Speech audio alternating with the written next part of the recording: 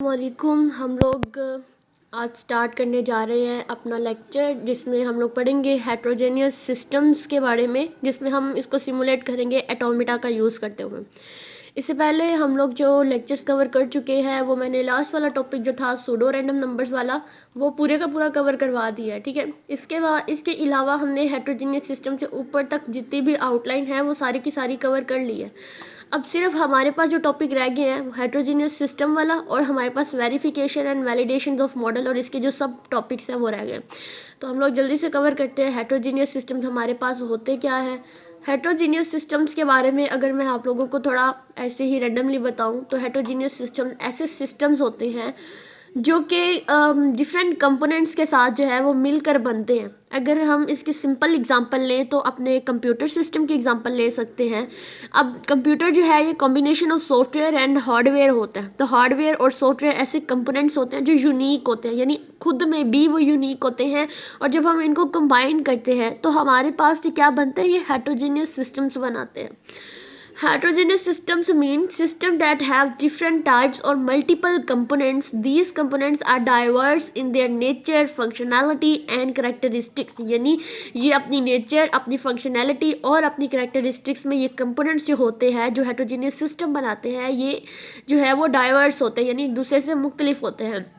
In systems, there are multiple entities, technologies or elements that are separate yet are parts of a system. यानी ये जितने भी हमारे पास इसके एलिमेंट्स होते हैं, इसके जो भी एंटिटीज़ वगैरह होती हैं, क्या होती हैं, ये एक दूसरे से डाइवर्स होती हैं अपनी नेचर्स में, फंक्शनैलिटी में और करेक्टरिस्टिक में, और हर एक जो पार्ट होता है, हर एक कंपोनेंट होता है, उसको हम लोग अलग भी यूज़ कर सकते हैं। और जब इस तरह के पार्ट जो यूनिक होते हैं, यानी जो खुद में भी एक एज अ सिस्टम की तरह ही काम कर रहे होते हैं, और जब ये आपस में इनकी इंट्रैक्शंस होती है, आपस में जब ये कंबाइन होते हैं, तो देन हमारे पास ये सिस्टम्स बनाते हैं। और ये सिस्टम किस टाइप के होते हैं, हेट्रोजीनियस सिस्टम। ठीक है, अगर मैं सिंपल सिस्टम की बात करूँ तो इसमें भी हम लोगों ने यही पढ़ा था, कॉम्बिनेशन ऑफ द कंपोनेंट्स।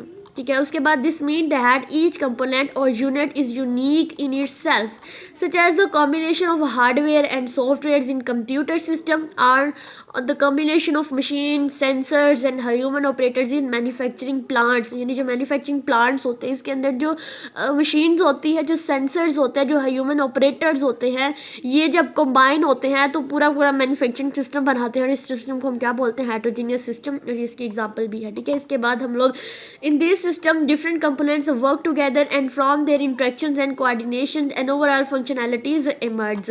उसके बाद जैसे एग्जांपल ले ले, a smart home system it has different components like light, thermostat, security। यानी एक सिंपल होम सिस्टम की एग्जांपल ले ले जो स्मार्ट होम सिस्टम होता है, जिसके अंदर सब कुछ जो है वो इलेक्ट्रिकली होता है। ठीक है, कंप्यूटिंग और इलेक्ट्रिकली होता है, जैसे लाइट्स हैं, थर्मोस्टेट्स हैं, सिक्योरिटी कैमराज हैं, एंटरटेनमेंट सिस्टम है। जब ये सारे के सारे सिस्टम जो है ये खुद में भी यूनिक है, हर कंपोनेंट का अपना रोल होता है, अपनी फंक्शनैलिटी होती है, लेकिन जब ये कंपोनेंट जो होते हैं वो एक दूसरे के साथ कंबाइन होते हैं, ठीक है, come together in one system, तो क्या होता है, ये एक सिस्टम के अंदर आ जाते हैं। The create a cohesive and integrity environment that provide the convenience and automation to the user. उसके बाद it is important to understand such system and analyse the interaction of their component so that we can design and optimise the system and maintain its true functionality. ठीक है, अब next हम लोग एटोमिटा के बारे में पढ़ेंगे, लेकिन एटोमिटा के बारे में पढ़ने से पहले आप लोगों से एक छोटी सी रिक्वेस्ट है कि आप लोगों को अगर इस तरह, चूँकि ये मॉडलिंग सिमुलेशन फर्स्ट टाइम हम लोग डिस्कस कर रहे हैं और पूरी आउटलाइन के अकॉर्डिंग ही हम लोग डिस्कस कर रहे हैं, तो आप लोग को ज़रा सा भी अच्छा लगा हो तो आप लोग मेरे चैनल में को सब्सक्राइब कर दें और इसको ज़्यादा से ज़्यादा शेयर करें, ताकि नेक्स्ट आने वाले जो सेमेस्टर्स होंगे उनके लिए भी ईजी हो। और दूसरी बात ये कि मेरी जो भी वीडियोस देखते हो उसको जल्दी से आप लोग एक थम्स अप दे दें, उसको लाइक कर दिया करें, क्योंकि आप लोग का ये लाइक करना हमारे लिए जो है वो एक आप कह सकते हैं कि मोटिवेशन होती है। हमें अच्छा लगता है कि हम अपने काम को अच्छे तरीके से कर रहे हैं। हम नेक्स्ट अब स्टार्ट करते हैं एटोमिटा का। तो एटोमिटा क्या होती है, हमारे पास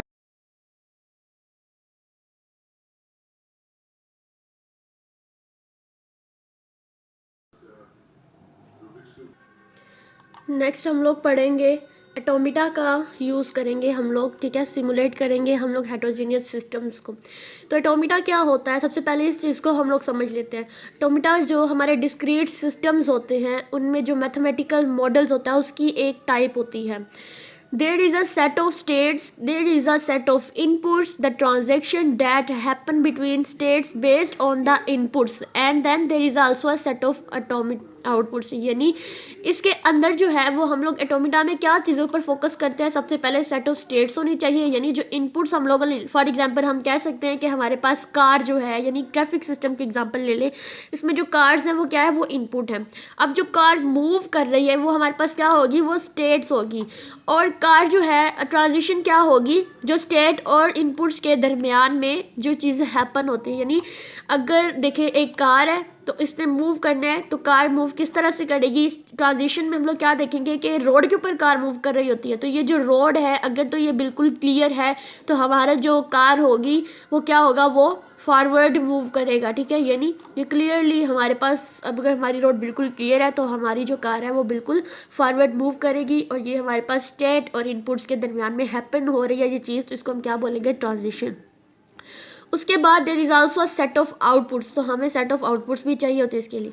टोमिना can in many different forms and when apply to heterogeneous system they help represent complex behaviour that result from the interaction of different components. यानी डिफरेंट कंपोनेंट्स की इंट्रैक्शन से हमें जो चीज़ मिलती है और जो हमें उसका बिहेवियर्स वगैरह सब पता चलता है वो सारे का सारा हम लोग हेट्रोजीनियस सिस्टम्स में तब मिलता है जब हम लोग इसके ऊपर एटोमिटा को अप्लाई करते हैं। अब नेक्स्ट चीज़ हम लोग पढ़ेंगे, understand in detail how heterogeneous system can be simulated using automata. तो सबसे पहले आ जाता है कंपोनेंट्स की मॉडलिंग करना, तो यहाँ पर उर्दू में लिख दिया गया है यानी मॉडलिंग द कंपोनेंट। तो इसमें क्या करेंगे, identification of component, state representation, interaction. दूसरा पॉइंट आ जाता है इंट्रैक्शन डेफिनेशन जिसमें हम लोग इनपुट की रिप्रेजेंटेशन करेंगे और ट्रांजिशन रूल। तो हम सबसे पहले यहाँ पर जो कंपोनेंट्स करेंगे उनकी मॉडलिंग, तो कंपोनेंट्स को हम लोगों ने सबसे पहले डिफाइन करना है, एलिमेंट्स और unit that exist with in a system, जो एक सिस्टम के अंदर एग्जिस्ट करते हैं। और उसके बाद assigning state to each component to represent its condition. फिर इन सिस्टम्स के यानी एलिमेंट्स के, इन यूनिट्स के जो बिहेवियर्स हैं, जो भी करंट कंडीशंस होगी उसको हम लोग एक्सप्लेन करेंगे स्टेट रिप्रेजेंटेशन में। नेक्स्ट हमारे पास आ जाता है इंट्रैक्शन डेफिनेशन, तो इसमें इनपुट रिप्रेजेंटेशन और ट्रांजिशन रूल आ जाते हैं।